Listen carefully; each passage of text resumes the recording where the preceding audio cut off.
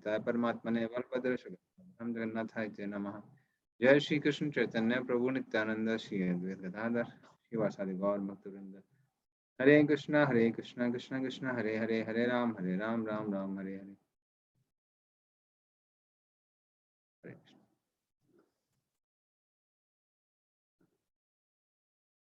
We were talking about Ashtanga Yoga.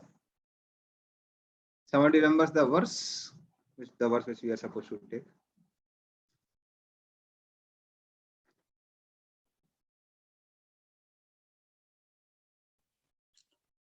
Prabhuji, maybe 10th one, Prabhu. 6.9 you covered.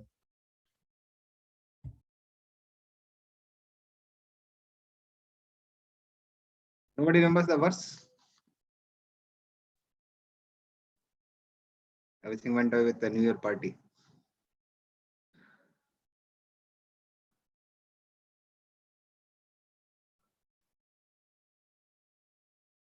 You don't forget everything about past year.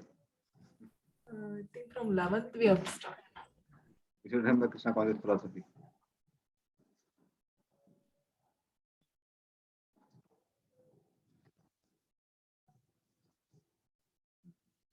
I think either it was 15th, as far as I remember. 6.11. 11. Yes, Prabhuji, 6.11. 11, as far as I remember, we discussed 11. Okay, fine. Still, we can restart because devotees have forgotten.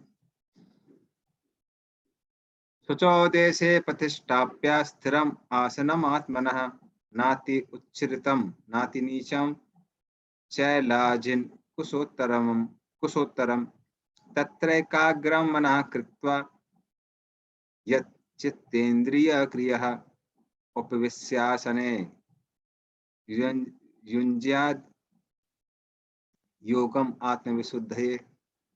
Please read the translation.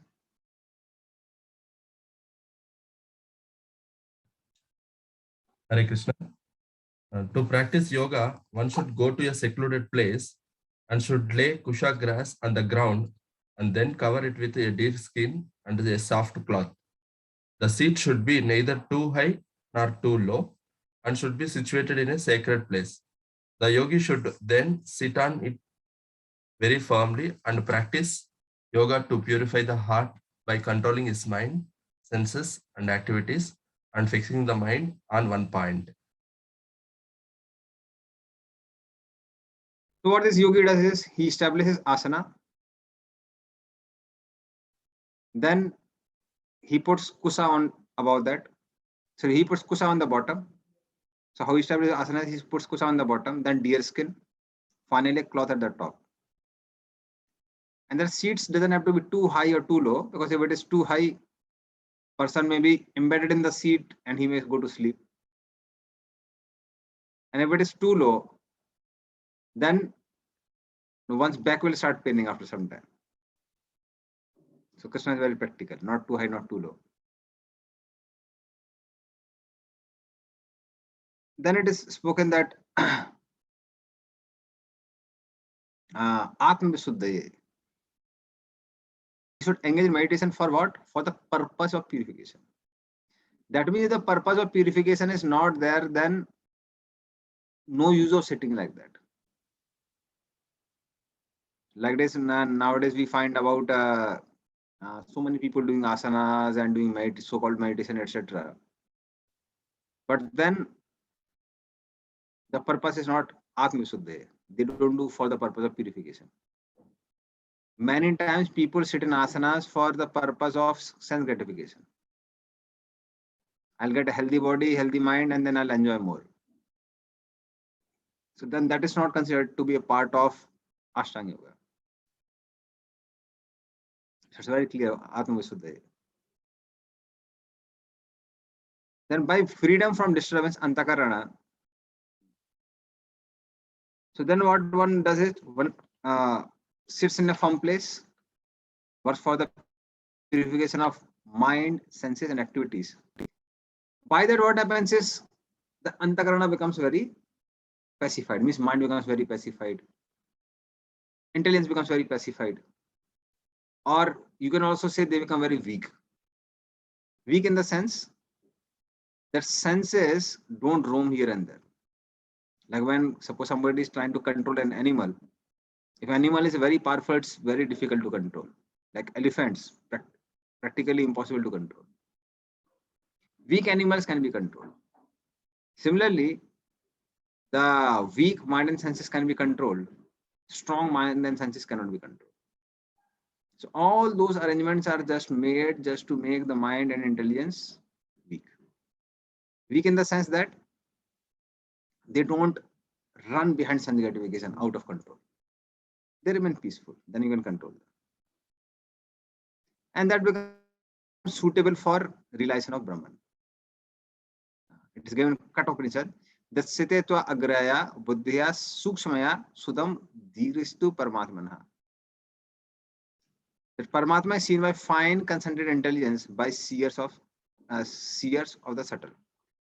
That means when the mind and intelligence they are pacified, it's easy to see Paramatma. So if we see in the Vedic culture, refined intelligence has a lot of usage. That is not true nowadays. Like for example, many people can't read even Sanskrit verses which are given in like our scriptures when they're written in Devanagari. Devanagari means Sanskrit language or Hindi language. Devanagari. So many people are not able to read. They can read only in English.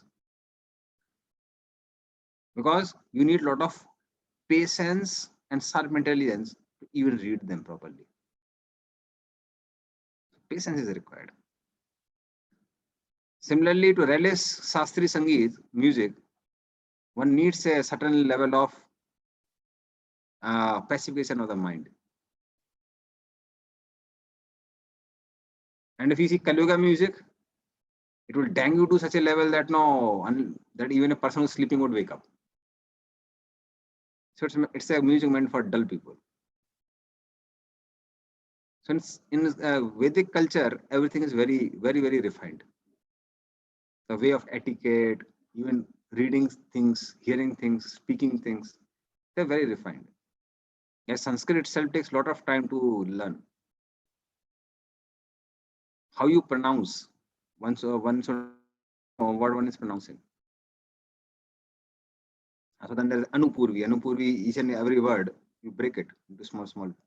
The Ram itself has 4 syllables. Ra, A, Ma, A. Rama. So Sanskrit is about subtleties. Similarly, much more subtlety and sharpness of intelligence is required for practicing Ashtanga Yoga. So one does that by all these things, like sitting in a peaceful place, fixing one's mind in one point. Then it happens. Because with such a sharp intelligence, one can analyze or understand the presence of Paramatma. One can see how world cannot move automatically. There has to be a person behind that. One can see oneself different from the body. As I told before, if you remember in one of the classes, that intelligent people don't just think, they can think how they think, and they can plan how to think. So that comes by when one's intelligence is very strong and one pointed. Okay, so this is about some more, much more restrictions are there. 13, 14. Samam kaya siro grivam dharayan achalam stiram sampreksh nasikagram swam disas chana valokayan prasantatma vigat bhi brahmachari vrite sthitah mana samyam machitto yukta asit matparah. Please read the translation.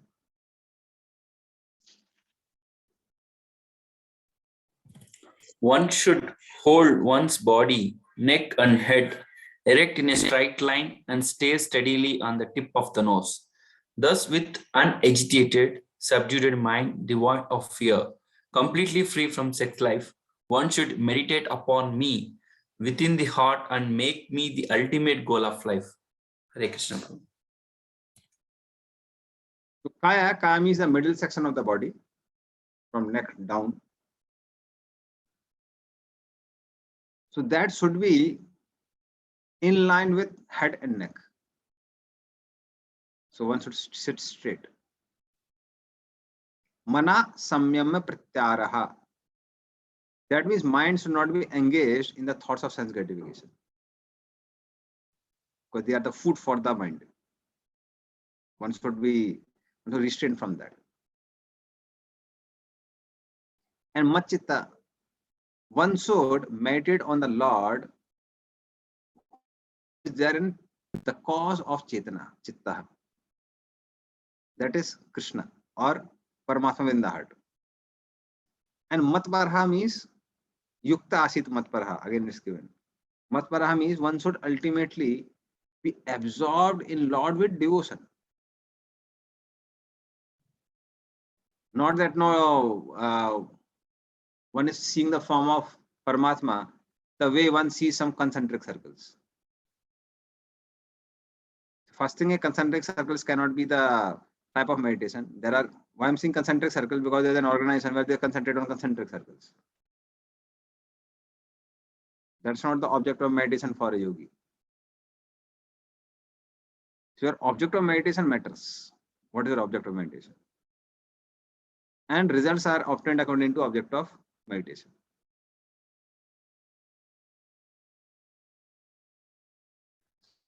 So there's a verse in Bhagavatam, a famous verse. Kirata hunanda pulinda pulkasa abhir sumbaya vanakasadaya yanne cha papa yadapasraya sraya suddhandi tasme prabha vishnave namaha. So this says there may be people who are from very, very outcast caste, like Kirat, Hunandra, Purinda Pulkas, so many. Yanne cha papa yadapasraya sraya. But all these people and who are outcast, who cannot be counted in Varnashram, if they take shelter of one who has taken shelter of the Supreme Lord, up asraya sraya, what happens for them? Suddhanti tasmin, they all become purified. Why they become purified? Because Prabha Vishnave Namaha. Because object of meditation is very powerful. So object of meditation also determines the type and degree of purification. So it's not just meditation alone. So this is something which nowadays so-called people who are so-called yogis, they just don't just understand. If you meditate on some movie actor or actress, it will just increase the lust only. Dhyate pasya visayan pumsap sanga se tum jayate, sanga sanjayate kama. So dhyato, there also dhyan is there. There also meditation is there. But when one meditates on opposite sex, then lust increases. And somebody doing dhyan on some concentric circles. Oh, concentric circle is not like something very powerful. But when somebody is meditating on Lord Vishnu within the heart, because the object of meditation is very powerful, is pure, such meditation purifies. Meditation on the deities liberates. Meditation on some human body entangles. So object of meditation increases, matters. Whether what will be the result. So that's why, and if you see that so many restrictions are there, it will become very clear how practicing Ashtanga Yoga is so difficult. Somebody read the purport. Prabhupada makes it like very strong, although big purport, but still, you can just read it. Please read the purport.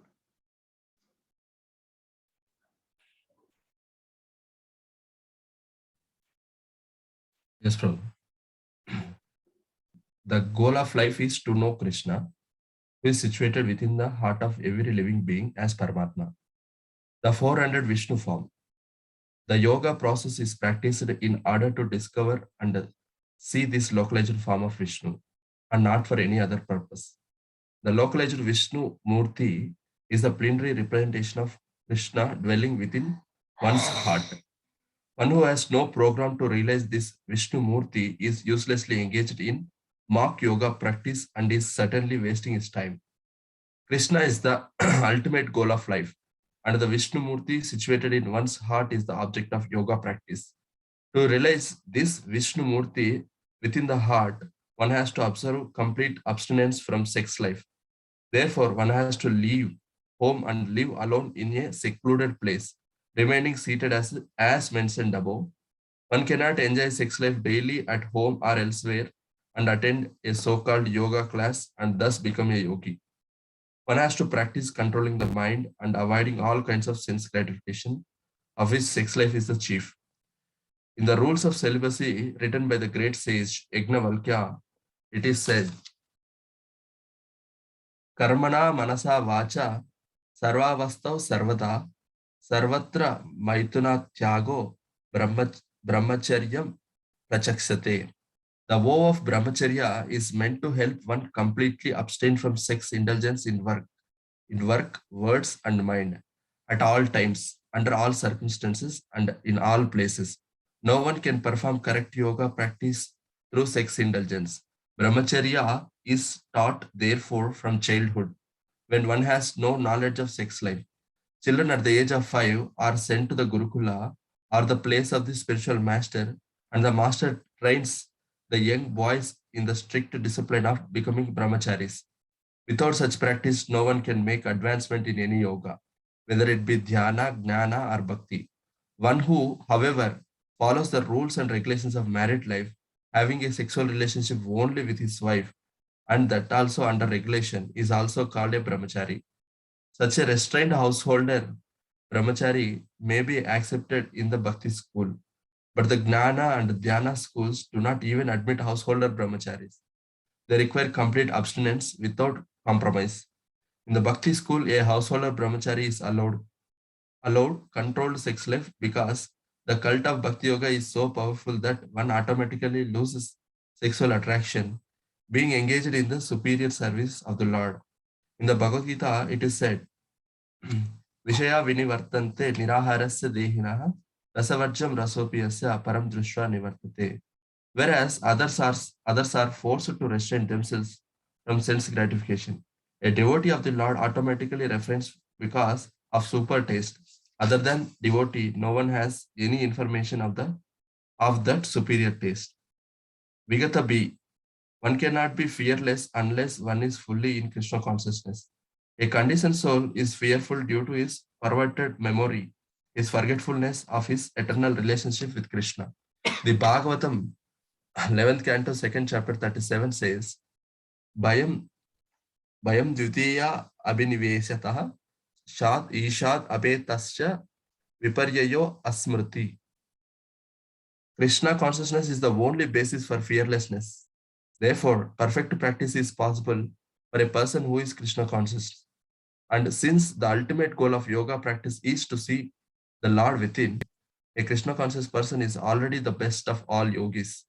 The principles of the yoga system mentioned herein are different from those of the popular so-called yoga societies.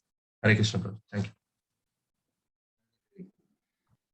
Prabhupada makes it very clear that anyway, somebody especially want to practice the yoga round stage, the higher state of dharana, dhyan, samadhi, or one wants to practice Gyan Marg, Gyan Yoga. That's not possible for householders. It's possible only those who are in renounced order of life. Bhakti is the only process which is like all accommodative. Even a child can practice bhakti.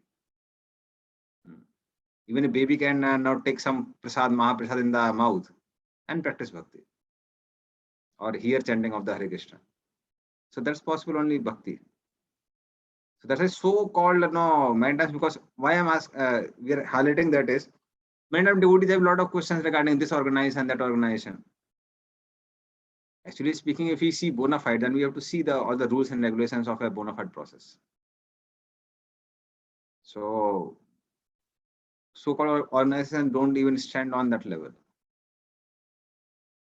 So fine, one can get some bodily benefits and health benefits. That's okay.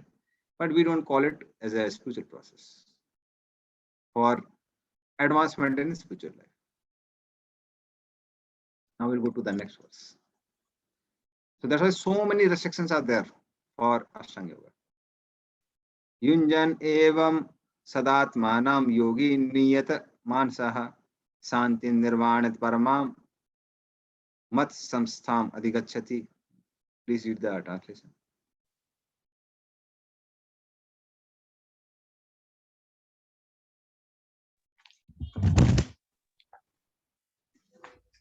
Thus, practicing constant control of the body, mind, and activities, the mystic transcendentalist, his mind regulated, attains to the kingdom of God or the abode of Krishna by cessation of material existence.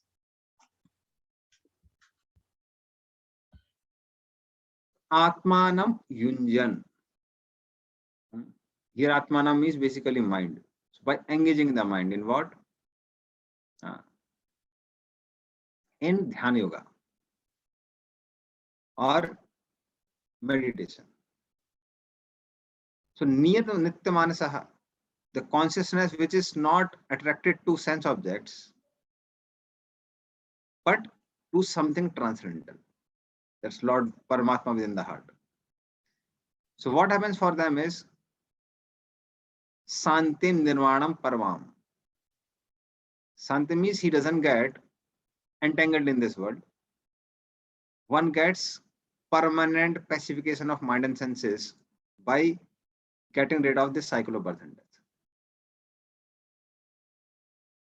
And in this way, one gets Nirvana, Paramam, basically which means impersonal Brahman realization. And this impersonal realization also Krishna says Mat Sthanam, Samsthanam.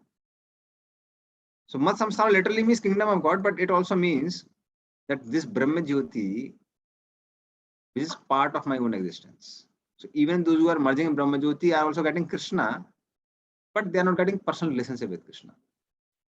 So they are missing the personal relationship with Krishna. So in this way, they also get liberation. So that happens just by following all those rules and regulations. And also, main thing is by meditating. Meditating on Lord Vishnu within the heart.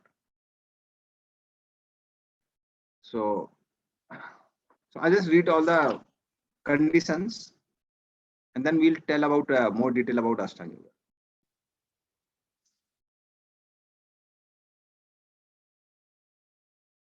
So what we'll do is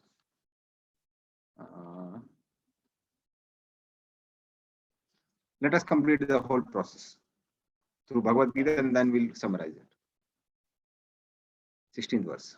Nati asnatastu yogo asti nacha kantam anasnataha nachati swapna silasya jagrato nevacharjuna. Further regulations in Ashtanga Yoga practice. Please read. There is There no, is no Go ahead, Mataji. There is no possibility of one's becoming a yogi. O Arjuna, if one eats too much or eats too little, sleeps too much or does not sleep enough. One has to be very regulated in life. Regulated means there is time for eating, sleeping, hours, everything is very fixed. And that is also a sign of goodness. So regulation eating means half of the belly should be filled with food, 1/4 with water, and 1/4 should be left for movement of air. That means don't eat too much. Sometimes people eat so much that there's no space for movement of air only. I remember one of my friends, he would eat to the degree when he would be hard of breathing. So he would have difficulty in breathing. That means belly is full now. So don't eat so much. Allow something to happen or some space for movement of air also. Or sometimes, some people eat so much that even water doesn't go inside. I told you the pastime of that European devotee who ate a lot of halwa. I thought and why I told. No So problem. okay. So one European devotee, he just came to India, and then I think mostly it was in Chandigarh, Rath Yatra. So first time he tasted halwa, and he liked it so much that he came for third time, fourth time, fifth time, and the waiter, the devotee was serving. He understood that this devotee really likes halwa, so he said, "Don't worry, have some patience. Whatever remains is going to be there with you." And almost 3/4 of the bucket of halwa was remaining, and he kept it in his room and went away. And suddenly at 12 o'clock in the night, there was a call for temple president. There's emergency. So this devotee, he ate whole halwa actually. And then they were even putting water. Water was not going inside. Water was just coming outside. So devotee was feeling no. So he was just about to die. So not able to breathe, not able to drink water. Medicines have to go inside only, then they'll work. They were not going inside only. So they took them to the hospital. And hospital also nothing was working because nothing was going inside. And they did an X-ray and they found that up to neck whole halwa is full. And then they had to operate him to remove the halwa. So terrible. So regulation has to be there. Other thing is one eats too much beyond a level rather than giving energy to the body, it sucks the energy of the body. And if one eats too less, there won't be sufficient energy in the body. If one eats too much, then that eating only digestion takes away the energy of the body. I don't know how many of you have experienced. Some feasts are there if you eat too much. After that, rather than feeling energized, one feels very tired. Why? Because the whole energy of the body is just wasted in digesting. So not too much, not too less. Similarly, sleeping, somebody sleeps less, he'll become crazy. He sleeps too much, one becomes too lazy. Intelligence becomes very dull. So sleep has to be appropriate, not too less, not too much. So certainly this is something which is applicable for the devotees also. And then that's why Krishna speaks next verse. Yuktahara viharasya yukta cheshtasya karmasu yukta swapnavabodhasya yogo bhavati dukkha. Please read that translation. He who is regulated in his habits of eating, sleeping, recreation, and work, we can mitigate all material pains by practicing the yoga system.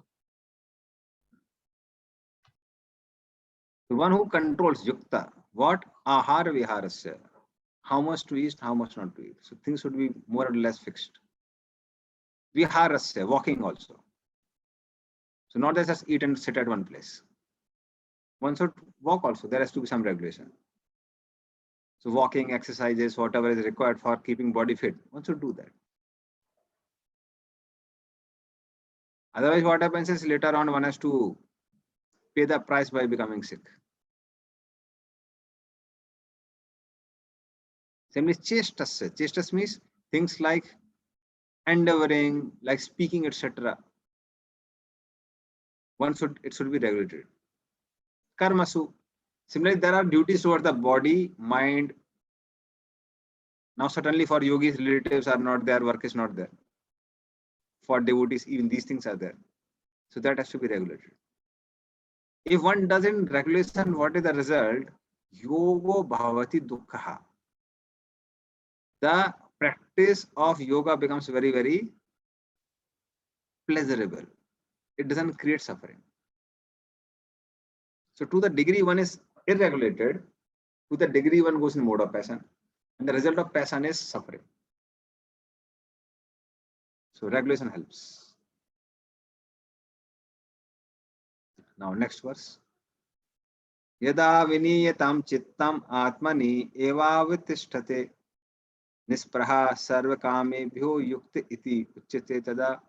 Please read the translation. When the yogi, by practice of yoga, disciplines his mental activities and becomes situated in transcendence, devoid of all material desires, he is said to be a well established in yoga. So when does yogi become perfect? The answer is given in this verse. Vinetam chittam. That means his consciousness doesn't wander here and there towards sense gratification. Especially Prabhupada writes in the purport of his sex is chief. That means sex desire.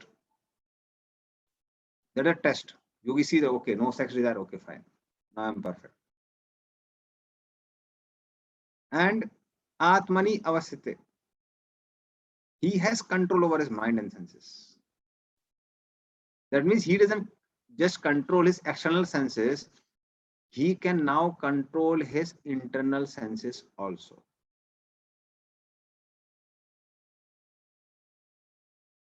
So there are activities of external senses and there are activities of internal senses also. Internal senses means I should know what should I think at this time. How should my mind intelligence work at this particular point of time? When one comes to that stage, then one can be called to be established in yoga. And for devotees, it happens by engaging all the senses in Krishna service. Prabhupada quotes Amrish Maharaj. Savai mana Krishna pada ravinda vacham siva kunta gunanu. So that's more for devotees. So devotees do it by engaging their senses in Krishna service, both external as well as internal, not just external. That's why this verse also started with Savai mana Krishna pada ravinda. Mind should be engaged in, or it should be fixed on Krishna's lotus feet. Krishna's lotus feet means mind should think. The thoughts of Krishna service should only come in the mind. Not thoughts of serving the senses or serving lust, envy, etc. Thoughts of serving Krishna.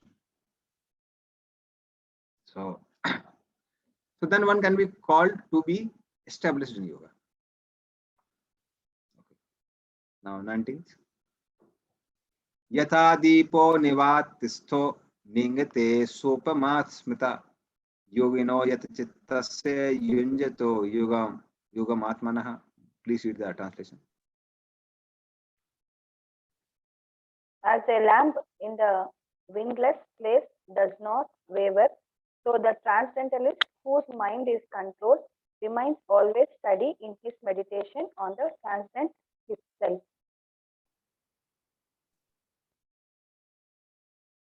So this consciousness of yogi is devoid of movement. Means it is very fixed. It doesn't waver here and there.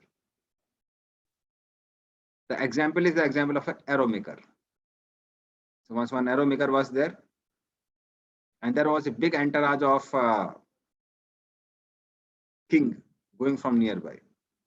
So there are people who are playing on the Sahnai, drummers who are beating drums. But this arrow maker, he didn't even realize that the entourage of king, it went nearby. He was so absorbed in sharpening the arrows. And the example which is given in this particular verse is the example of lamp. So lamp, when it is there in a windy place, it wavers. But when the lamp is there in a windless place, very steady. Similarly, this mind of this person is very steady. It doesn't just divert here. So this is a person who has attained perfection. Further, the qualities are given in 20-23.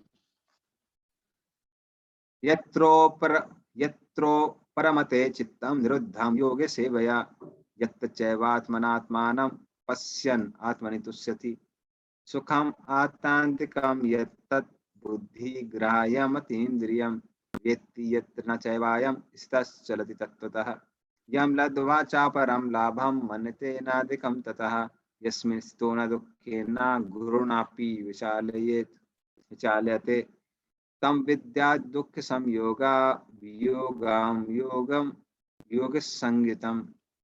Please read the translation. In the stage of perfection called trance or samadhi, one's mind is completely restrained from the material mental activities by practice of yoga. This perfection is characterized by one's ability to see the self by the pure mind and to release and rejoice in the self. In that rejoice state, one is situated in boundless transcendental happiness, realized through transcendental senses. Established thus, one never departs from the truth, and upon gaining this, he thinks there is no greater gain. Being situated in such a position, one is never shaken, even in the midst of greatest difficulty. This indeed is actual freedom from all miseries arising from material contact. Hare Krishna. In the purport, Prabhupada talks about two types of samadhis, sampragyata and asampragyata. So I'll explain it a little bit. So there are two types of samadhi which are there. Sampragyata samadhi. Okay, what you can do is first you can read this is third last paragraph of the purport in the yoga system.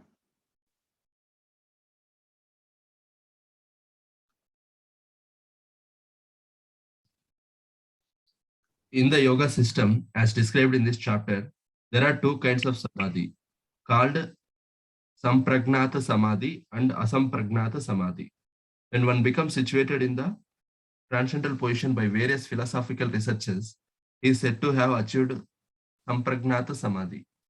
In the asampragnata samadhi, there is no longer any connection with mundane pleasure, for one is then transcendental to all sorts of happiness derived from the senses. When the yogi is once situated in that transcendental position, he is never shaken from it. Unless the yogi is able to reach this position, he is unsuccessful. Today's so-called yoga practice, which involves various sense pleasures, is contradictory. A yogi indulging in sex and intoxication is a mockery. Even those yogis who are attracted by the siddhis, perfections in the process of yoga, are not perfectly situated. If yogis are attracted by the byproducts of yoga, then they cannot attain the stage of perfection. As is stated in this verse, persons therefore indulging in the make-show practice of gymnastic feats or siddhis should know that the aim of yoga is lost in that way. Next paragraph. Shall I read? No. Thank you. So sampragyata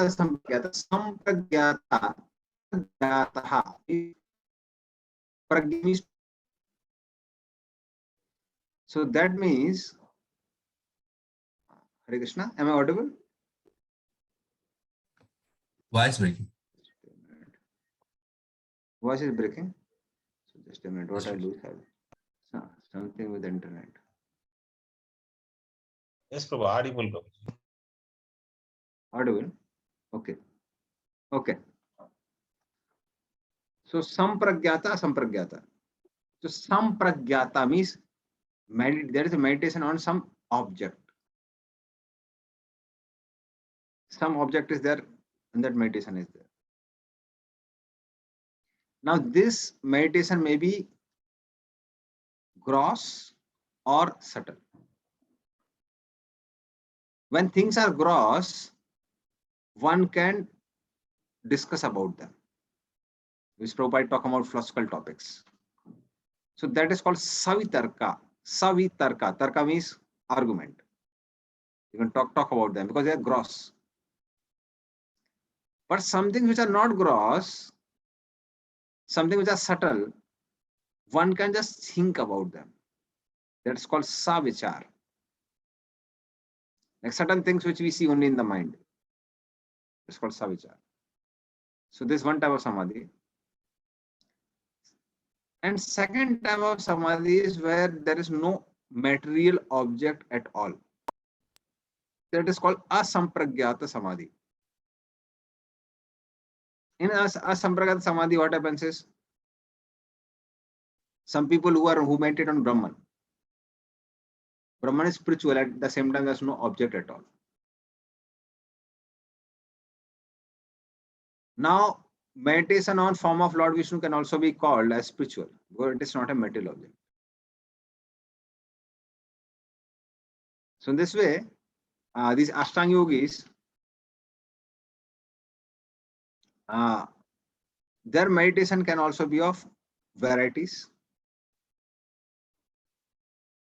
And depending on their meditation, they also get results. So on what they are meditating, it matters. So there are various types of meditations. But certainly the one which is recommended by Lord Vishnu is, or Krishna himself is, meditate on Paramatma within the heart. So we'll see the bona fide one at the end of 32 verses. So we'll try to cover 32.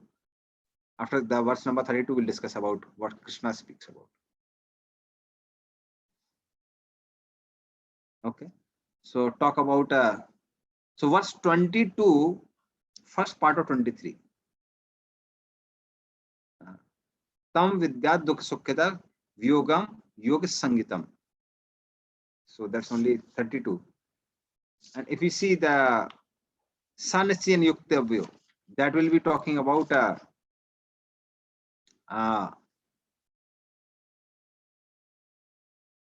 Sampragyata. So verse number 22, first part of 23 talks about Asampragyata Samadhi. Because such a person is conscious and doesn't touch object at all. So such a person, his consciousness is totally restrained from any sort of object, gross or subtle. So this basically talking about Asampragyata Samadhi, these verses which we are discussing now. So according to Patanjali, yoga is meant to stop the functions of consciousness. So now here very carefully, it's like difficult. So be very attentive now. If your mind is distracted, you can understand. So in that samadhi, what happens is yogi, seeing the self, Atmanam, which takes the form of Paramatma, is satisfied. That means one sees one is just satisfied with Paramatma within the heart. In that state of samadhi, he then experiences extreme bliss, which is comprehended by intelligence in form of soul. That means one is experiencing the bliss, but one can comprehend that bliss. Oh, I'm feeling the bliss.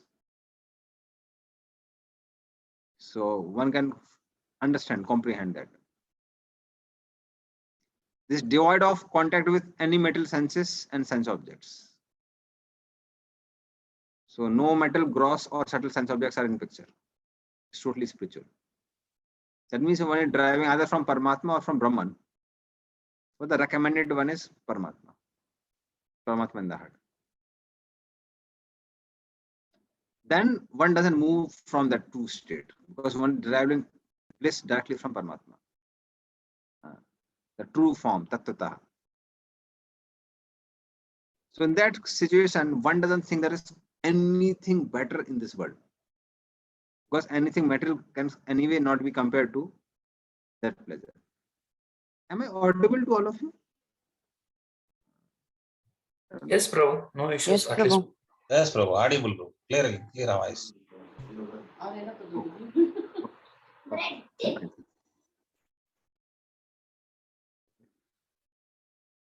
So then what happens is, yeah, I was talking about. So in that state, he doesn't consider anything else. And that is why such a person is free from dukkha samyoga viyogyam yoga sangita. One doesn't undergo miseries also, because miseries come when one comes in contact with metal objects. So this way one becomes fixed in that happiness derived from meditating on Paramatma.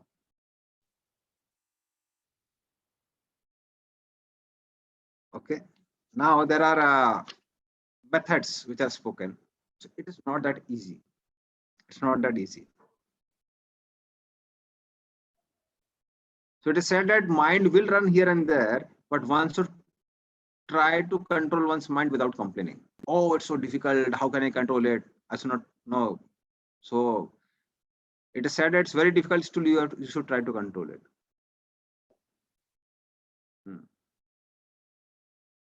Like we have the example of, somebody remember the example of Garona saving the eggs of a bird from the ocean.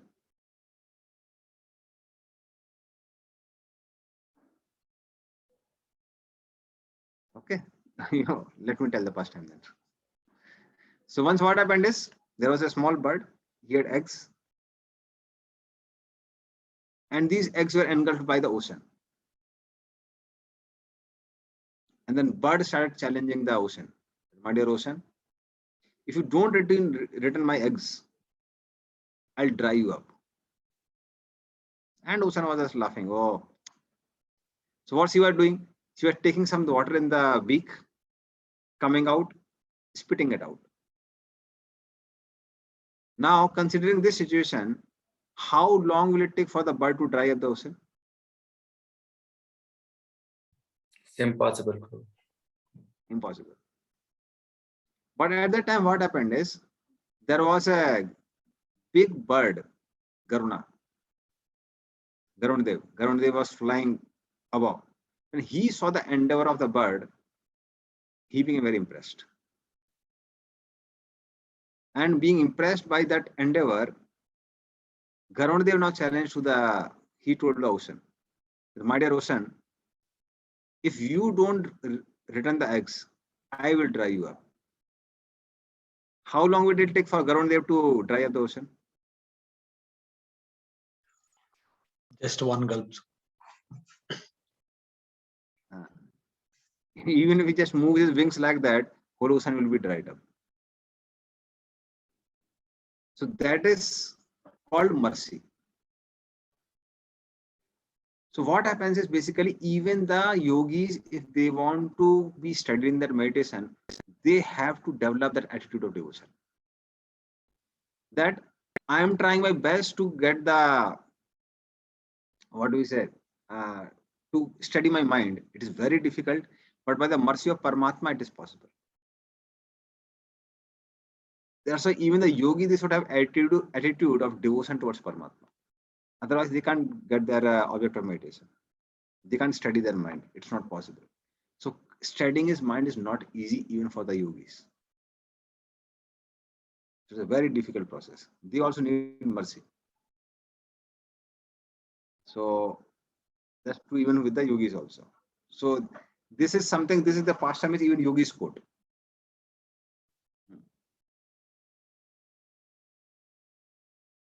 And also,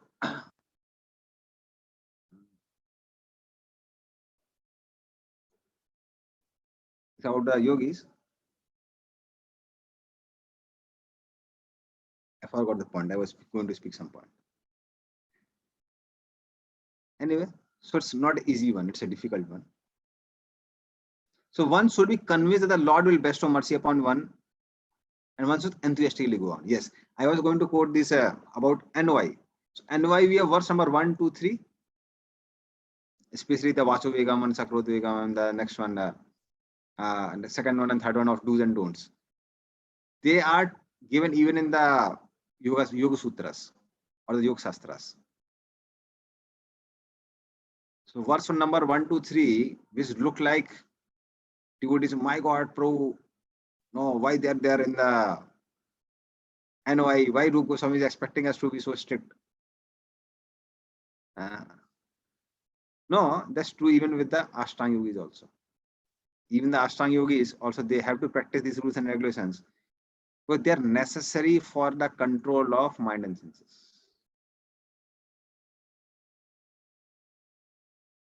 So it's difficult for them also. Controlling mind is never ever easy.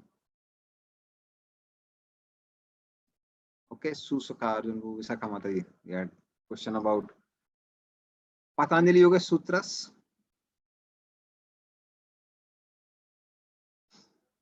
So there's a quite a big discussion about it. But generally, the conclusion of Patanjali is not like very much appreciated by our acharyas. The reason is that after realizing Paramatma, they say that you are that Paramatma. And that is why the yoga process of Patanjali is considered to be part of Sardarshan, sixth system of philosophy, out of which 5 are considered atheistic. Only Vedanta Sutras are considered the theistic ones. So our acharyas, especially Sarvabhauma Bhattacharya in Chaitanya Charitamrita, he doesn't appreciate. He says they are more dangerous than Mayavadis also, in that sense. But when it comes to the system of controlling mind and senses, that can be accepted. So that can be accepted. So it is same only. Yam, Niyam, Asana, Pranayam, Pratyahara, Dharana, and so on. Same. But a lot of details are there. So we don't have to discuss all the details. Because anyway, we are not here going to practice Ashtanga Yoga. Okay. But the conclusion is not like very much appreciated. So many times some devotees say that, no, it is as good as Bhakti. No. The Ashtanga Yoga, which is ends up in a culmination of Bhakti, is appreciated by the Acharyas, is the one which is given by Lord Kapila in Canto number 3, third canto. So that one is a very theistic one, and that is something which is appreciated by the devotees. We'll discuss more in details about yoga, different type of yoga systems, and different results also. Just after, let us complete till verse number 32. Then we'll discuss. So we'll start with 24 now.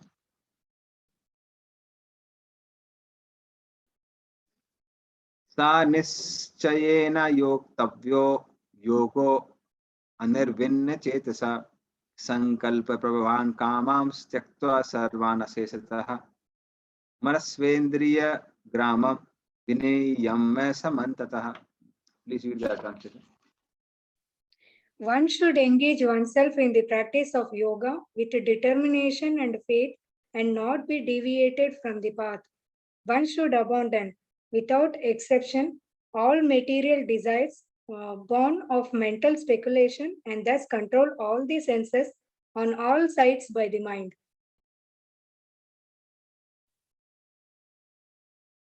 Okay, so Prabhupada also gives the example of Garuna here. So one needs grace. 25, and then I'll take 24, 25 combined, because that is talking about a process. Sane saner uparamed buddhaya dhriti grihitaya atma samstham mana kritva na kinchit api chintayet. Please read the translation. Gradually, step by step, one should become situated in trance by means of intelligence, sustained by full conviction, and thus the mind should be fixed on the self alone and should think of nothing else. Hare Krishna. So the whole process is given in 24, 25. The first one, what one should do is give up the desires. Give up the desires. Why it is given? Give up the desires, not just material desires. The reason is that this is basically referring to people who are aspiring for Brahman. So spiritual desire doesn't have to be given up. But basically, at least material desires have to be given up. But those who don't have much discrimination, they give up all the desires. That's not considered very good. Then one should control all the senses by the mind. That means mind is fixed in meditation, and fixing mind on meditation doesn't need engagement of any senses. So senses or anyway become inactive. Because when one is meditating, senses will not roam around here and there. So one controls senses by the mind. That is the meaning of controlling senses by the mind. After that, one should cease all mental functions also. Mental function means don't think about so many things, because you have to think about only one thing now. So that happens by determined intelligence. Determined intelligence means one is determined about what one is going to do. Okay, so the mind should not go here and there. After the mind is very fixed, now where to fix the mind? Fix that mind on the self. Self basically here means is a super self, that is Paramatma within the heart.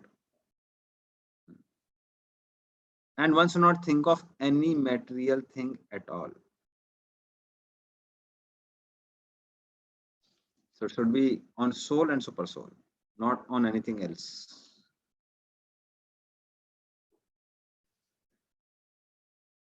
So that is how there's a process of gradually fixing one's mind on Paramatma.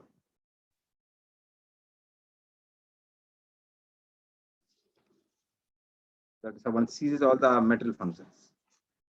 26th. But Arjuna says, but mind will wander here and there.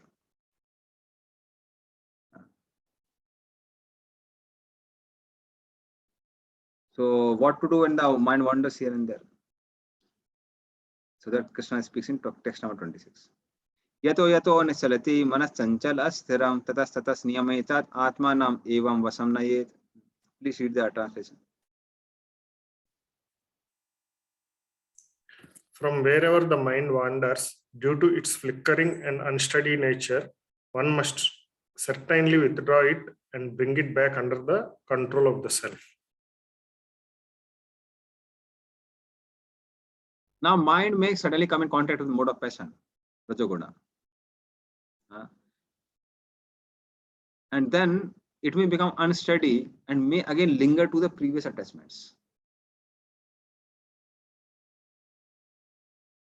That means one is sitting in samadhi and one's eyes are half closed. But suddenly what happens is, maybe, in the lower part of the eye only one sees some green object. And one remembers, oh, green mangoes were so good. Now, at that particular point of time, I enjoyed eating this green mangoes with little salt, pinch of salt. So suddenly, mind may drag one towards sense gratification. That may happen. So then Krishna says, in that case, what to do? Bring back the mind back and again to meditation. And that's true with chanting also.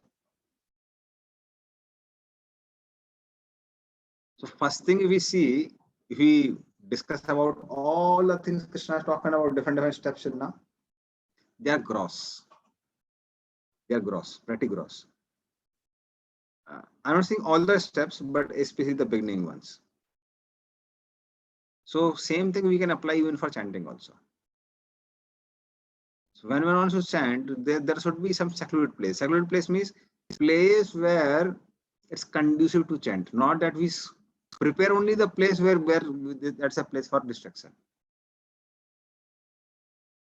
Let us say now you go and chant in a park where no 10 fellows are doing jogging and exercises. Automatically mind will move here and there. They may be doing Ashtanga Yoga and we may be holding a bead bag and seeing whether they're doing Ashtanga Yoga properly or not. We may be seeing that no, and we may not be practicing Bhakti Yoga by seeing their Ashtanga Yoga. So environment should be such that it's not a disturbing environment. It should be a peaceful environment. And we know the causes of distraction. Sometimes, people are even, unfortunately, even devotees, they don't want to be attentive chanters. Then nothing can be done. First thing, you desire to at least be attentive chanter. And like one fellow was saying that, no, Prabhuji, people say it's so difficult to chant 16 rounds. For me, it is so easy. I just put my hand in the bead bag, I put on the TV. When 16 rounds are over, I don't realize also. That's when you are preparing to have a distracted chanting. So first thing is, understand, no, chanting attentively is very important. Then have the gross place ready. Sit properly in a way that no one is attentive to the chanting. Otherwise, no, somebody prepares nice cozy chair and sits like this, or a rocking chair like this, and you are holding a bead bag. How long will you chant? So sit in a way is conducive for chanting. Preferably some asanas. If somebody cannot sit in asanas, old age is there or the body is very heavy, at least sit in a way that it's not too comfortable. Similarly, all the regulations of don't eat too much. After eating nice feast, it's not easy to chant. Especially I'm talking about if you are eating too much. Or you're too much hungry, then also one can't chant properly. So be moderate. So there are gross things which one should prepare. And after that also, mind has a nature to wander. It's not something very surprising. So whenever mind wanders here and there, bring it back. And that is the internal work which a devotee does, which is supposed to be done. So that's why a yogi, whether a Ashtanga yogi or a Bhakti yogi, may be looking very lazy in the sense he's not doing anything, sitting at one place, but he's internally very active because he's struggling. And that struggle is an expression of our surrender towards Krishna. My dear Lord, why am I working so hard to again be attentive? Because I want you. So that's an expression of surrender towards Krishna. So it's not just useless even if somebody is struggling. Oh, Prabhu, I'm so struggling, mind is not coming in control. If you are struggling, Krishna will be pleased by that. That's an expression of surrender. Like when we cook physically from the hand, some bhoga, it's pleasing to Krishna.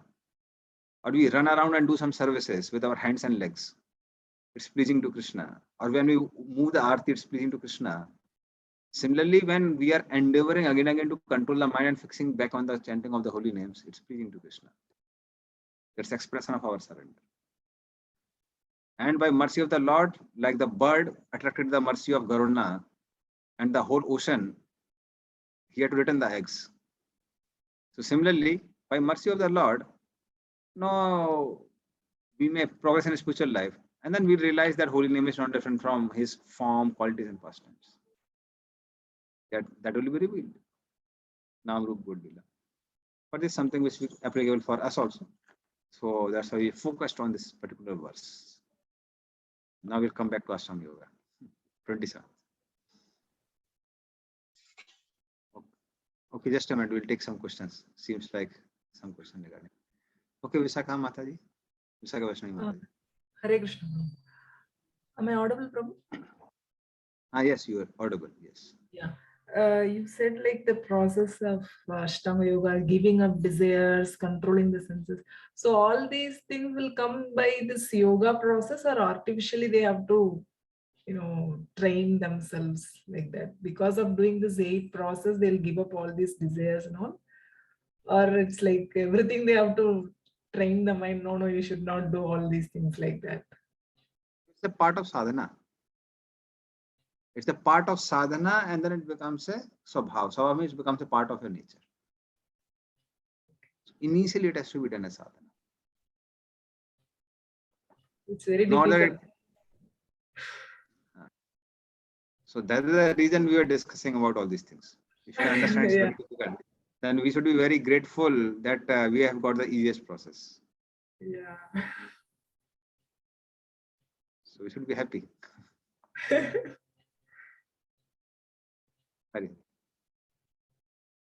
Now, 27th. I already read the verse. No. No Prabhu. प्रशांत मनसम ही एनाम योगिनाम सुखम उत्तमम उपैति शांत रजसम ब्रह्म भूतम अकल्मषम. Please read the translation. The yogi whose mind is fixed on me verily attains the highest perfection of transcendental happiness. He is beyond the mode of passion. He realizes his qualitative identity with the Supreme, and thus he is freed from all reactions to past deeds. Hare Krishna. Then what will happen is, so when mind is wandering here and there, bring it back, again concentrate. And when you concentrate again you will enjoy that happiness of samadhi. So samadhi also doesn't mean that it will be eternal. It will be for something for a very long period of time is called samadhi. But even after, let us say, taking samadhi for 48 minutes or so, if it breaks, what to do? Again bring it back. Again enjoy samadhi for more time. And in due course of time, slowly, that duration of complete concentration will increase. And then one can enjoy the happiness of that samadhi for longer and longer time. Yunjan evam sadatmanam yogi vigat kalmasaha sukhena brahma samsparsam atyantam sukham asnute. Please read the translation.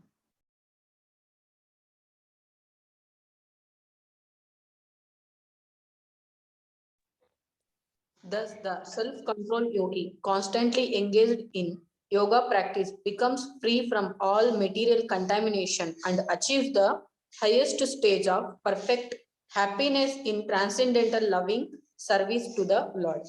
Hare Krishna. So then he attains success. Attaining bliss means he becomes Jivan Mukta.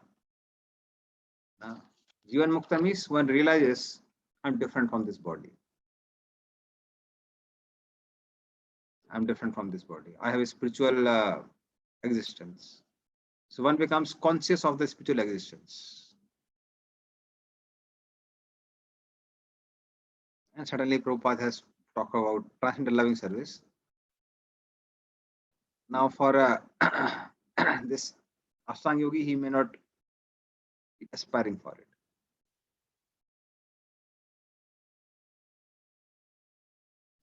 सर्वभूत स्थम आत्मानं सर्वभूतानि चात्मनि ईक्षते योग युक्तात्मा सर्वत्र समदर्शनः.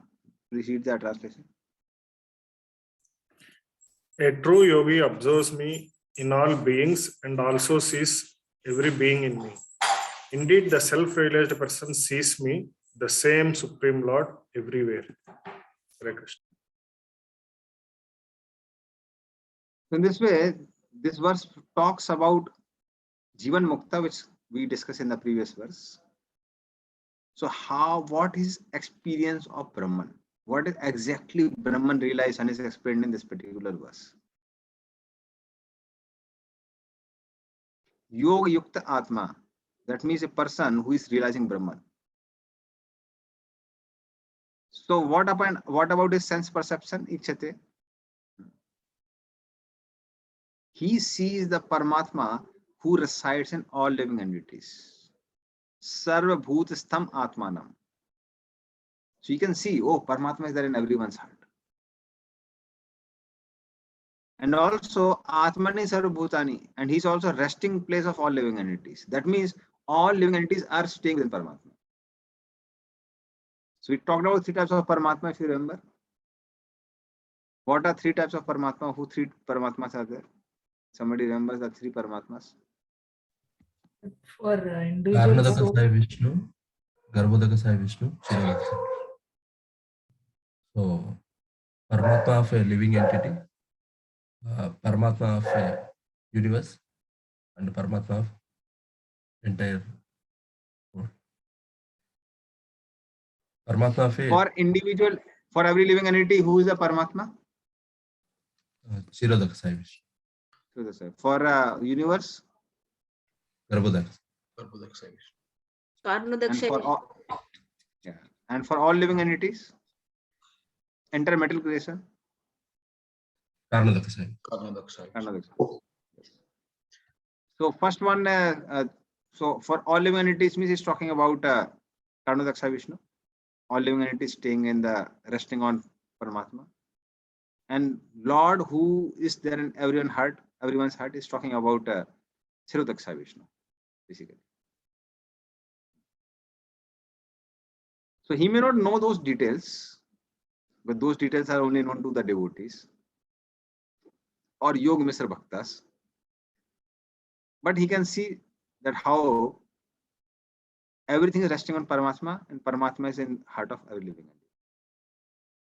So he has that understanding. And he sees like that. And that is why he derives so much bliss. Because he's in contact with Paramatma. So that would be more emphasized in that next text number 30.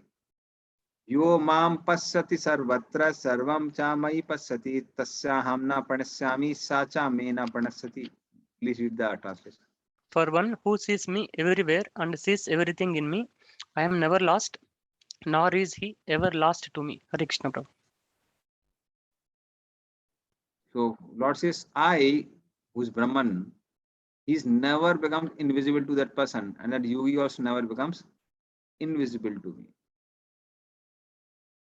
So he sees everything in relationship with me, and that's why he's not lost to me also. Because I am able to see this person is seeing me everywhere. So I also reciprocate accordingly, and as a reciprocation of that, one gets that bliss, that spiritual bliss. Sarvabhuti sthitam yomam bhajati ekattam asthita sarvatha vartamanopi sayogi mai vartate. Please read the translation. Such a yogi who engages in the worshipful service of the Super Soul, knowing that I and the Super Soul are one, remains always in me in all circumstances. Hare Krishna Prabhu. Yogi who worships me as Paramatma, basically talking about Krishna, situated everywhere, even before direct realization, is beyond rules and regulations. That means somebody who knows that Paramatma is only Krishna. This Krishna who I am seeing is Paramatma. For such a person, no, he's beyond rules and regulations. He acknowledges that Paramatma alone exists. He is cause of all causes. He worships Krishna by hearing and chanting. So such a person,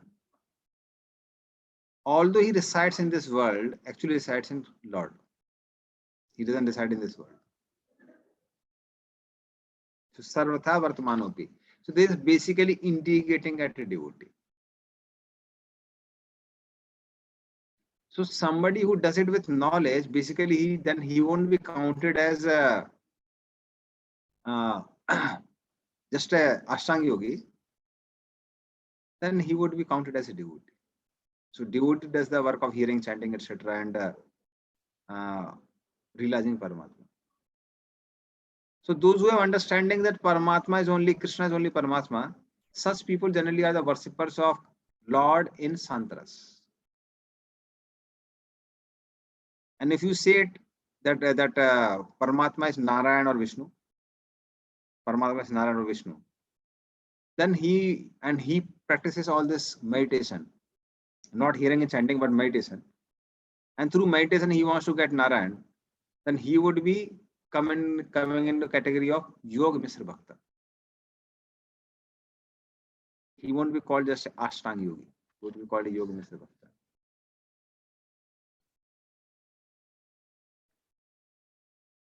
So I'll just take one verse and then I'll tell about different yoga, so-called bhaktas. Sorry, the difference between yogis and Mr. Bhakta, etc. And also we'll discuss about Ashtanga Yoga process as given in the second canto of Bhagavatam. So first we'll take one more verse, 32. Atmopammena sarvatra samam pasyati Arjuna sukham va yadi va dukkham sa yogi paramo mataha. Please read that translation. He is a perfect yogi who, by comparison to his own self, sees the true quality of all beings in both their happiness and their distress. O Arjuna,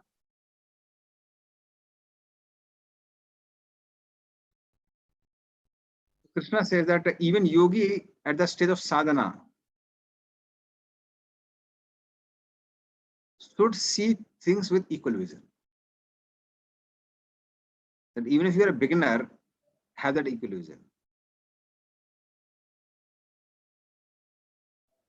So what is good for him and bad for himself is also good and bad for others. That means one sees other people also as good as himself. That if I am feeling pain by certain thing, others will also feel pain by same thing. And when they are in some miserable situation, I would have also been painful in same situation.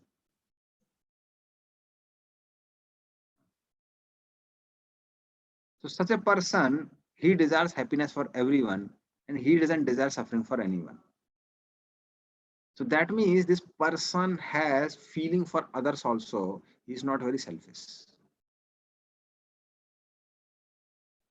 So then Krishna said, this particular person is the best.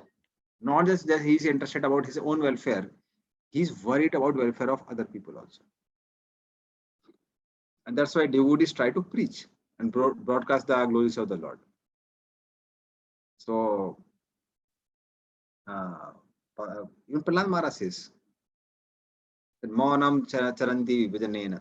So he in that verse he says that I do not want to be like yogis who are very selfish and they stay away from the common public and they hide and they do their own practices.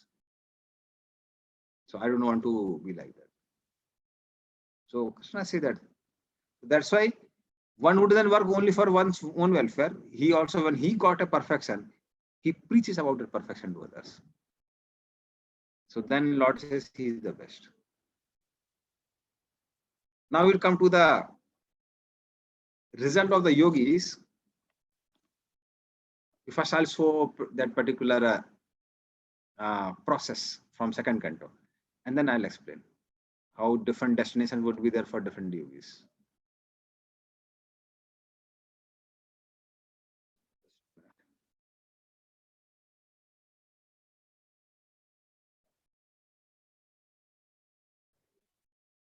Yeah, all of you can see that on the screen.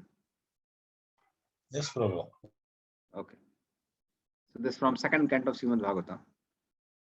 So as we had discussed before, yam, niyam, asan, pranayam, they can be practiced even within one's family life, while simultaneously one practices Niskam Karma Yoga. Along with Niskam Karma Yoga, one can be Yoga Arurukshu, the beginner practice or the beginner of the practice of Ashtanga Yoga, and one practices this yam, niyam, do's and don'ts, asanas, different sitting postures for making the body fit, so that one can do meditation for a long time. That's basically preparation. By pranayam, as we discussed before, once mind becomes peaceful, doesn't remain distracted, one can focus on one point. But then as a part of pratyahar, which means reducing the amount of thoughts, reducing the food, water, etc., is also sannyas. So then one has to take sannyas, and after taking sannyas, one can go to the forest. Now, after going to the forest, what one has to do is, now you sit down for meditation. When one sits down for meditation, first thing is one has to choose the object of meditation. What has to be that object of meditation? Now, there can be two objects of meditation, which are recommended by Bhagavatam, generally for the Ashtanga yogis. It can be Virat Rupa, it can be Paramatma. So if one has lot of material desires are there in the heart, then one should choose Virat Rup as one's Dharanasaraya. Dharanasaraya means the asara of dharana or asara of one's meditation. So one keeps on meditating on Virat. After some time, one examines himself. Am I free from material desires?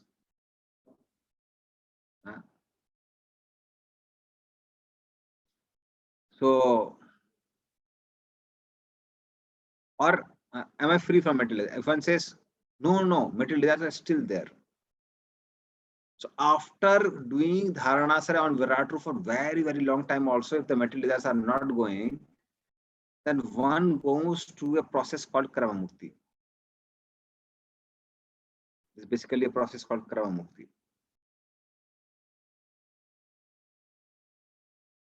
So, and it's also sometimes called Archa Adi Marg. So this is a very famous one. Even certain Vaishnava Sampradayas, they follow that. Because they fear that now, if in case we are not able to get the Supreme Lord, then at least we'll go through the Krama Mukti Marg, which is a gradual purification. So in Krama Mukti Marg, what happens is one goes to different places. Vaishnava Loka, Sumar Loka, Mahar Loka, Brahma Loka. Coverings of earth, water, fire, air, ether, etc. False ego, Mahatattva Pradhan. Why one goes through all these processes? Because on all these processes or places, one fulfills one's material desires. I just give one example to make it very easy to understand. Like when one enters in the earth covering of the universe, on the universe there are different coverings: earth, water, fire, air, ether, false ego, Mahatattva. Then comes Pradhan.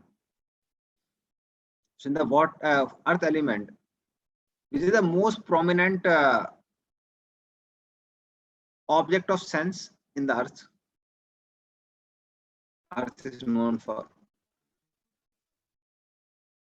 Taste. Smell. Smell, yes. Taste is there in water. Earth also has a taste, but the prominent one which is not there in other elements is the smell. So one may have desire to smell, have good this fragrance, that fragrance. So one may be thinking of, no, there's a smell which comes from the denim or some other brand and this brand and that brand. Whatever brands you want are available in this world and not available in this world. Smell like anything. Smell here, smell there, smell everything. And after all your desires to smell is fulfilled. Oh, smell of enough for smelling. Then the one particular demigod, demigoddess direct you to the next covering, water. There you want to taste. You want to taste idli, sambar, or dosa, and this and that. Whatever different type of taste you want to taste nicely. Till you say enough of tasting. I don't want any taste anymore. All my desires are full. Then one can go to the fire one where one can see whatever you want to see. Then air one of touching, whatever you want to touch. Ether of hearing, all sort of sounds. False ego by identifying with yourself with different things. So this way, all desires are fulfilled. When all material desires, one is exhausted of all the material desires. At the same time, one has to practice. One has to be firmly practicing his own process of yoga also. Then finally, one can get liberation. Liberation means entering in Brahman.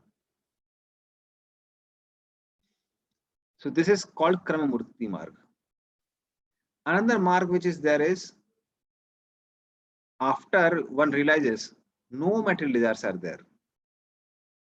Just by meditating on Virat Roop, one would get fully purified, because although Virat Roop is more like an imaginary form, but even that, because it is form of Lord Vishnu, it is purifying.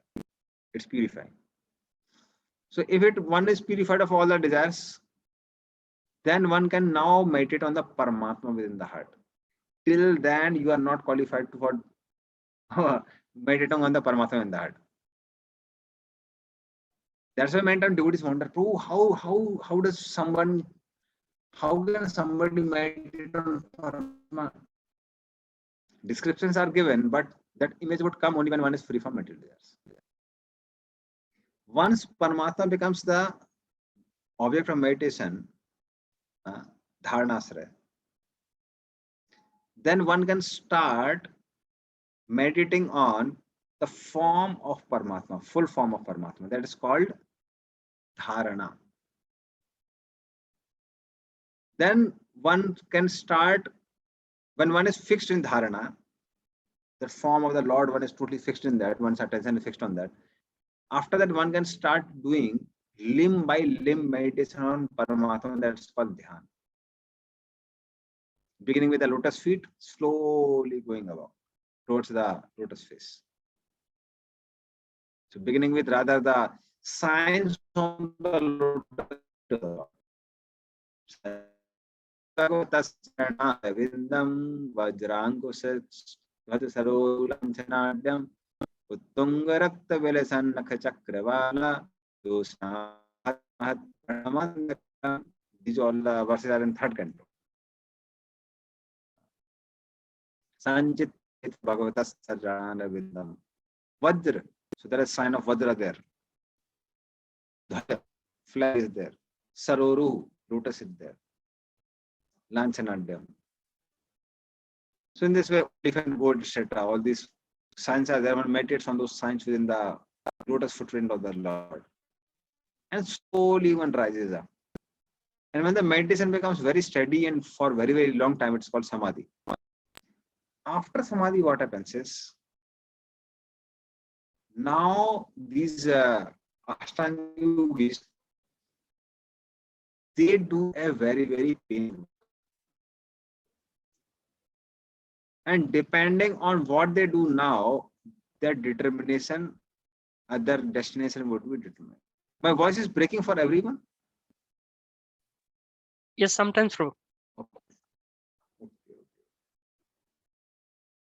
So if it's breaking, it won't be clear. So just a minute, I'll see the signal.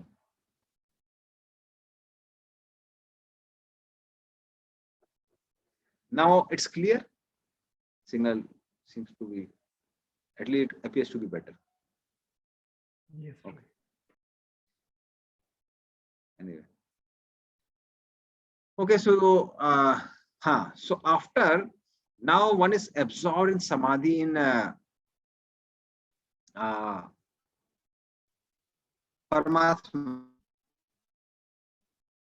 There can be different realization depending on one's understanding of or the purpose of Ashtanga Yoga.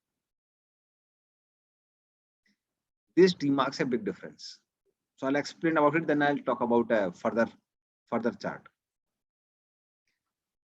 So now what happens is, this particular yogi, if he thinks that I am only Paramatma, we are the followers of Patanjali, one becomes more degraded than a Mayavadi also. Because one wants to become Vishnu. At least Mayavadis, they want to become some impersonal God. But here he wants to become personal God.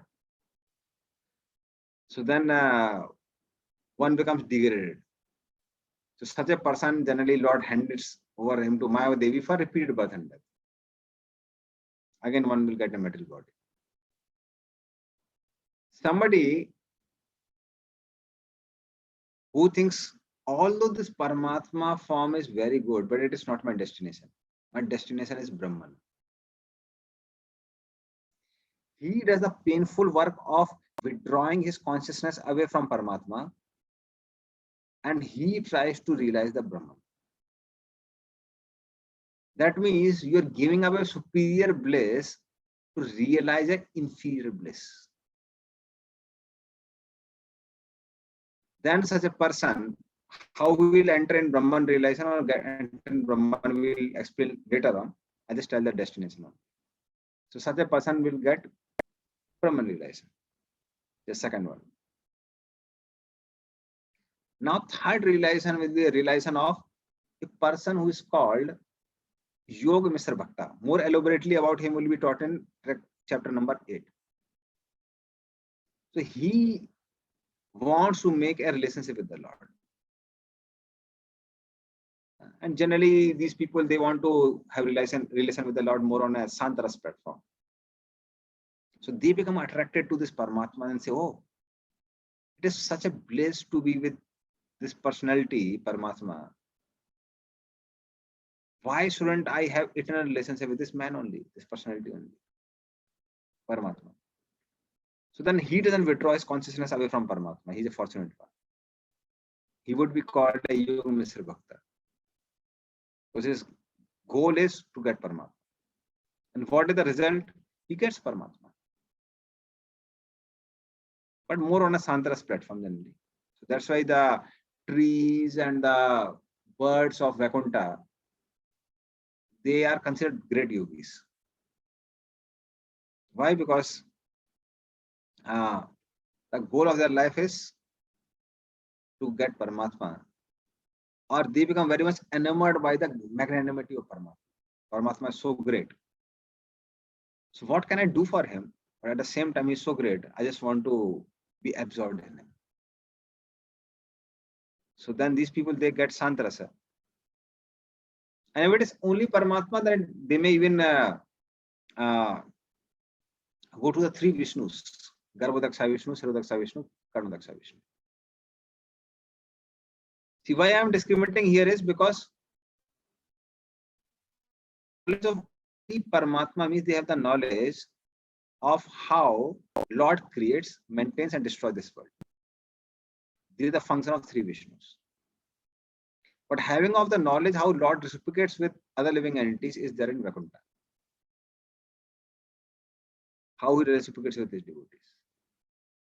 So in this way, among these Yoga Mr. Bhaktas also, there can be two destinations, depending on what type of guru one is having. Somebody became fortunate just by meditating on Paramatma, he will just meditate on Paramatma and be with Paramatma. But let us say he was fortunate enough to get a devotee who tells him that how this is Vaikuntha and Lord Narayan can have such a relationship with the living entities. The personality you are meditating on is that Lord Narayan only. Then such a person, he may be fortunate enough to even go to Vaikuntha and have relationship with Lord Narayan in Santaras. So there can be four destinations we discussed. One can become a offender by thinking I am Vishnu. Second is, so such a person gets a repeated birth and death. He gets a material body again. Second destination can be for a person who wants to achieve Brahman. He does the painful work of withdrawing consciousness away from Paramatma and meditation Brahman. Third person, he may go to three Vishnus, other Vishnus. And fourth person, if he is fortunate to have some devotee who is a guide, he may even go to Vaikuntha. So there can be different destinations for with the same process. That's why Sambandha Gyan is so important. Who am I? Who is Krishna? What is my relationship with Krishna? It's very important.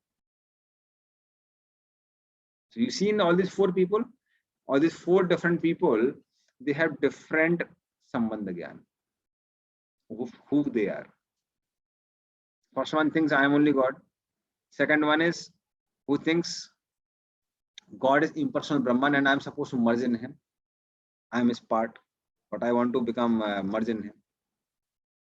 Third one is the one who has understanding of Lord as the Lord who is creator, maintainer, and destroyer of this world. He goes to Paramatma, three Vishnus. And fourth one is he knows, he has awareness of Lord's relationship with the devotees. And he becomes a Santaras Bhakta in the Vaikuntha planet. So that's how this Sambandha Gyan is not ordinary. It matters. Okay. Anybody has any question on this? Then they may ask. Okay, Santosh. Am I audible, Prabhu? You're audible, yes. Yes, Prabhu. As you have seen in the graph, like the yogi who is, there's a check, right, Prabhu, Dharanashraya. then he checks this desire, whether does he have a desire or not. If he has desire, there's some set of process like karma mukti. He follows them and go for liberation. Like the devotee who follows for many years, after following many years, still the material desire, if it is there, what he should do? Like unfortunately, he's not able to do pure devotion service. Continue. The pure devotion service has nothing to do with material desires. One may be having material desires, still one can practice pure devotion service. Okay. So it's not that I have material desires, how can I practice pure devotion service? Pure devotion service doesn't depend on material desires. If one is not practicing devotion service to fulfill those material desires, it is considered pure devotion service.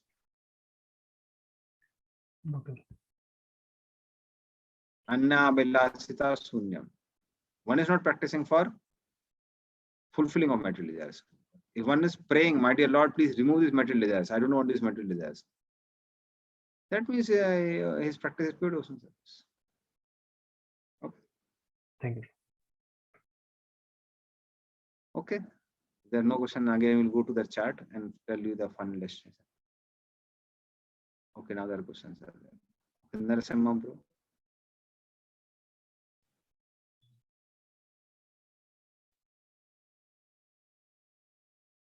Yes, Narasimha bro. You can ask your question. Yeah, Prabhu. Hare Krishna. Prabhu, in the chart which you are showing on the Krama Mukti side, so there are so many like in the order like Vaishnava Loka, Sir Loka, you mentioned up to Pradhan to attain liberation. So they have to go through all these lokas to fulfill their material desires, and then only liberation will be coming, Prabhu. Yeah. That's why it takes very, very long time. Krama Mukti is very, very long. The word Kram only you can understand. Kram is one by one. Yeah. So it takes very, very long time. See, that is the reason. That's why it is. It's not considered a shortcut. It is a very long cut. Other side is shorter as compared to Kram Mukti. Kram Mukti takes a very long time. Okay. But when one desires are not going, only what to do? Not going, then what to do? At least follow Kram Mukti. Okay. Okay, bro. Hare Krishna. Vishakha Vaishnavi. Hare Krishna. Prabhu, you said Yoga Mishra Bhakti is one of the two types. One will go to 3 Vishnus, right? So they'll again come back to this world, or they'll be along with it? Abodes of Lord Vishnu are eternal. Okay. So Although they may be here. But there will be they'll be just along with the Vishnu and observing and that mode. Observing and praying to him, etc. And if they are fortunate, then after going there, they may, let us say, generally they are not like attracted, but let us say nobody will be unsatisfied in Vaikuntha or abodes of Vishnu, that one has to understand. So in case one is unsatisfied, one may even get Dasa Bhakta or something like that. But one doesn't become unsatisfied. Okay. And this other class, no Prabhu, like who realized Paramatma and going back to Brahman. So it's like very strange, no? Like they realized, I mean, they know the form, but still they are more attracted to impersonal form. That's why they are going back to Brahman again. It's not that they're attracted, it is that conception or Sambandh Gyan was given to them by their own Acharya who was guiding them. So they knew that perfection is to reach Brahman, even though they realize Paramatma, they do not know that this Paramatma is higher than Brahman. Yes. That's why. The problem is there with their insufficient Sambandh Gyan. So because they had insufficient Sambandh Gyan, their Guru never told them that Paramatma realization is higher than Brahman realization. So that's why even after going to Paramatma, they don't like consider Paramatma as the goal of life. Like you might have seen sometimes when we take new congregation people to some dham, some holy place, they go somewhere else only. I remember no, I took one Vrindavan Yatra. So one devotee said, can I bring my brother also? I told you bring his brother. So, but after reaching Vrindavan, he was missing in between. I thought, no, where did he go? So in Vrindavan, somehow he followed, could search for some Devi temple, and he went to take darshan of Devi ji. So I told him, whole world is only Devi Dham. Everything, whole world belongs to Durga Devi. And here we came to Krishna's place, the husband of Durga Devi, and here also you are searching for Durga temple only. So similarly, so that is called Sambandh Gyan. Sambandh Gyan was not clear to it. So only when Sambandh Gyan is clear, one can be very fixed in destination. So those was understanding of Sambandh Gyan, okay, Brahman is highest. Fine, go to Brahman. So they come to Paramatma, come in front of Paramatma and leave Paramatma and go to Brahman. Okay, Sarojini Kalani Mataji. Your further question? Yes, Mataji. Now, when we are talking about this Sambandha Gyan, if they are in the Paramatma, when they realize Paramatma, then what kind of, like we say, if we realize Bhagavan, we have that blissfulness with the relationship with the God. So, won't they get any type of realization when they have that connection with Paramatma?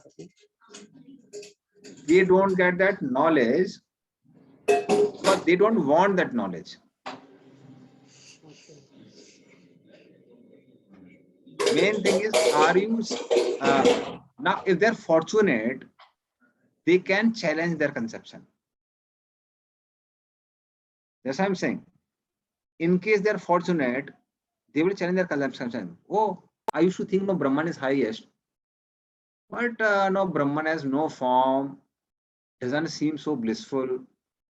It talks about peace, but here I'm getting bliss, which is higher than peace. And this bliss is certainly not a material bliss, it is spiritual bliss. This form is of the eternal form. Why should I leave Paramatma? So if somehow if they get that intelligence, then they will be fortunate to at least go to Paramatmas, three Paramatmas. But if that doesn't happen, oh no, actually, I want peace, no, so much of bliss is good. And go to Brahma.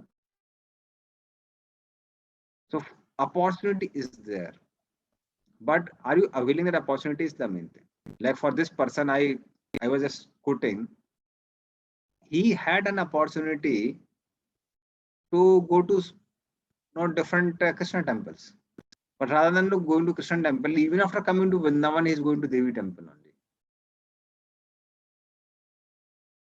Or sometimes, even after coming to Vrindavan, especially North Indians, they are Subhadra Gaurangi Mataji may be knowing. These all fellows, they go to this chart center. There are a lot of chart centers and they're big malls just with different varieties of chaat. That is pani puri and this and that. So many times people go to Vrindavan for enjoying these places. Mataji, am I right? Subhadra Gaurangi Mataji? Yeah. So there are people who go. And these things you can eat in house also. No, why you have to go to Vrindavan for these places? So even looking sense gratification there. So same thing is true. So despite being in presence of Paramatma, one is just thinking of no, I want to mind the effulgence of Paramatma. You're getting full person. You don't want full person. I want only effulgence. What to do? Okay. So that personal choice is. So unless they fix on their what is their goal, even though they know which is higher, they won't go to that place. I mean, from Brahman to Paramatma to Bhagavan. You see, they don't know. They don't know. That's called Sambandh Gyan. See, these people who enter in Brahman, they think that realization of Brahman is superior to the realization of Paramatma. Although they are in presence of Paramatma, although they are realizing Paramatma. It's like, as I told, person is in Vrindavan, he can get blessings of Krishna, and by getting blessings of Krishna, automatically you get blessings of Maya Devi.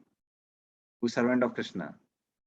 But I don't want to know Krishna. I want only Maya Devi. What can be done? That means your understanding is that Maya Devi is superior to Krishna. Durga is superior to Krishna. So that defect of the knowledge, defect of Sambandha Gyan. Okay.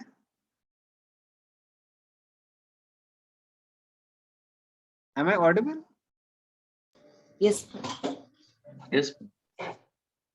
Okay, fine. So again, we'll go back to the chart. If nobody has any question.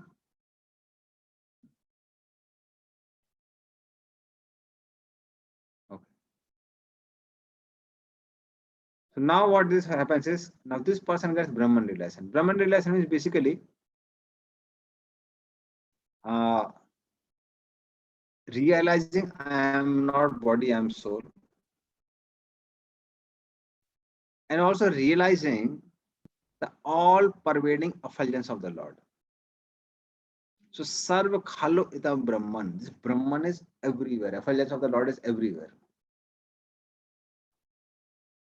Including this material world. So you can say in one sense, there's something which I realized from the talk of two very senior Prabhupada disciples. One of them is a Pankajangi Prabhu. So they had a talk. So they were telling that there are parallel worlds. Parallel worlds in the sense, we may be seeing matter here. At the same time, there is Brahman also existing in the same place. It's like soul is there, soul cannot be seen. So Brahman is also spiritual effulgence of the Lord. It cannot be seen with the material eyes, although it is pervading everywhere. So they realize that all pervading Brahman, which is everywhere. At the same time, they also realize that I am also part and parcel of that Brahman. Sarva Khalo Idam Brahman. So that's called Brahman realization. Okay, Kalyan Prabhu. Prabhu, now we just understood that once we have realization of Vishnu, there will be you will serving Vishnu, or you will have one or the other sevas to Vishnu Lok, Vaikuntha. The same way, the person who is realized to Brahman. So, what could be the activity for that soul's Prabhu in Brahman? We all know that it's No effulgence activity. of Lord. So, what will happen, Prabhu? Go there. Just ideal. You be part of that. You Race. just merge in it. That's all. Khatam. No activity. Okay. Okay. And he rested eternally for peace. Okay. The rip means exactly this, I believe. Yeah. Okay. Okay. Eternally resting in peace. Okay. Okay, Prabhu. But as a soul, we So always even one need something, right? As a soul, we always need something to do activity, but it is rest. Okay. what to do? Okay. That's their wish. That's their wish. Okay. Okay. So after realizing this Brahman everywhere, Sarva Khalo Idam Brahman, then now because you have not yet given up your body, that means you have not finally attained Brahman till now. So then what person does is, then he takes shelter of a process called Sat Chakra Yoga. You must have heard it a lot. Advertising here and there everywhere. But who is fit to do that? Person who is Brahman realized is fit to do that. It's not a means. Now you understood? No, many devotees were asking a lot of questions regarding Sat Chakra Yoga, Sat Chakra Yoga. This is Sat Chakra Yoga. So the chakras are there on the backbone part. Yes. So one lifts oneself through prana basically, because these airs, they also control the mind, and they, in that sense, they control the consciousness also. So one lifts from Mooladhara Chakra to Lanka Chakra. Then there is a Bindusar is there, and just a minute, I'll see the highest portion. I think I made it in Bhagavad Gita also. Just a minute. So I'll tell. Okay. So these are the 6 chakras. So beginning with Mooladhara chakra, which is the bottommost portion of the bottommost chakra. Then comes Swadhisthana chakra. Then Manipur chakra is there. Anahat chakra is there. Visuddha chakra is there in the throat. Then Agya chakra is there between the eyebrows. So this Agya chakra. Out before, beyond this Agya chakra is a Bindu. And then there's a Sahasrara. And then what happens is one can lift one's soul, and one breaks open the skull and one can enter in the Brahman. And that is how one gets liberation. So that's the process of achieving liberation. Okay, is that clear? So that happens after realizing Brahman realization. Not that no, prematurely one does that, you will get the result. So the Sarchakra Yoga is meant for, it's basically a mechanical process for achieving perfection.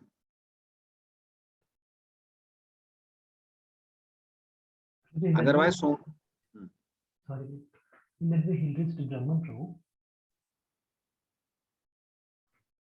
In that process, am I audible, Prabhu? Yes, but you have to speak a bit loudly.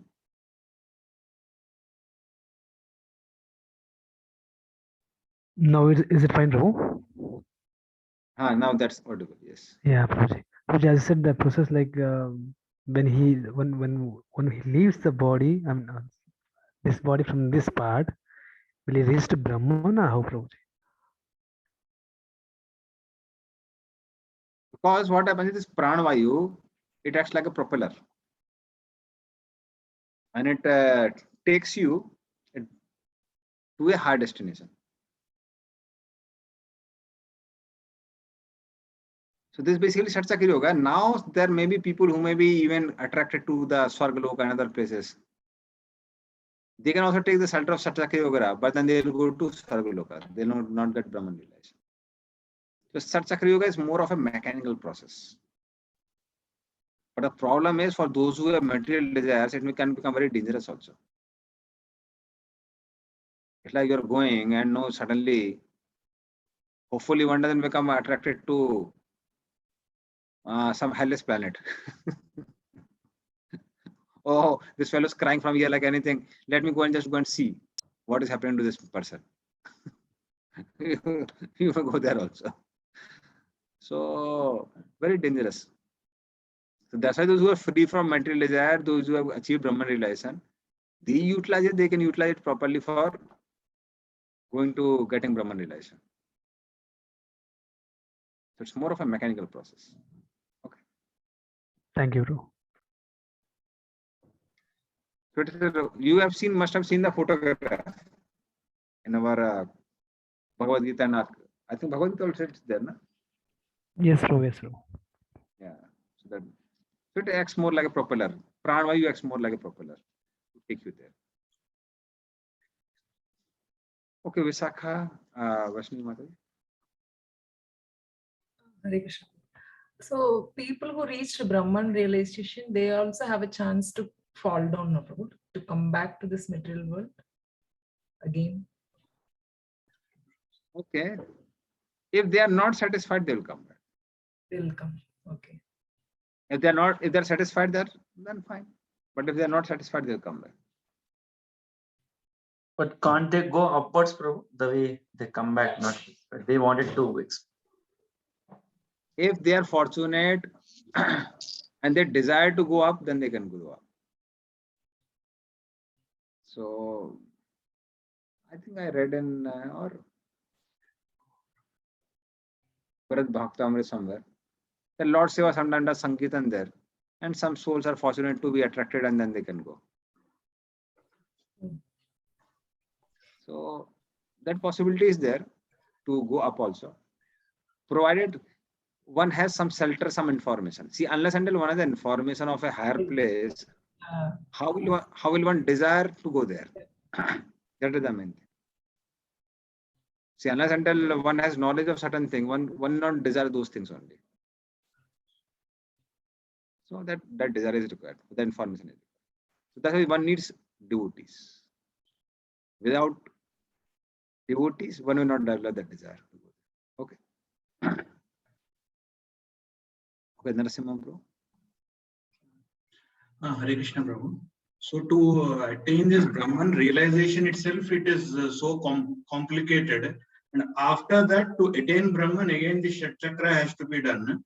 So this, who will do this, Prabhu? It is so much complicated, right? Means, so after attaining, and they'll go to Brahman, and in Brahman there is nothing, and it is void. And how will they stay there, Prabhu? Means, It's not void. It's effulgence everywhere. Brahman means basically effulgence of the Lord, which consists of living entities. Like sunlight consists of photons. This Brahman effulgence consists of living entities. It's filled with living entities.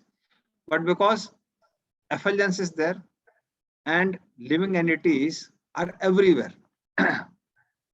See, in the sense that only when I see some variety, I can see some differentiation. When there is no variety, there is no differentiation. So everything looks same only. So one starts imagining that Aham Brahmasmi, I am Brahman, I am Brahman. So in this way, so it's very difficult.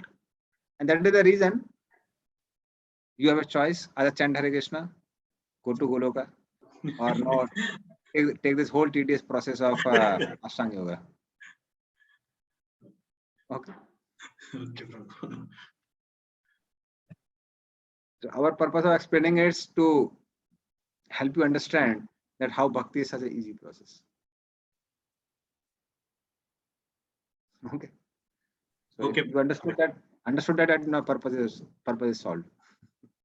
Yeah, Prabhu, that chart explains itself, Prabhu. It's such a long process, and finally, like, you're going only to the Brahman. Yeah.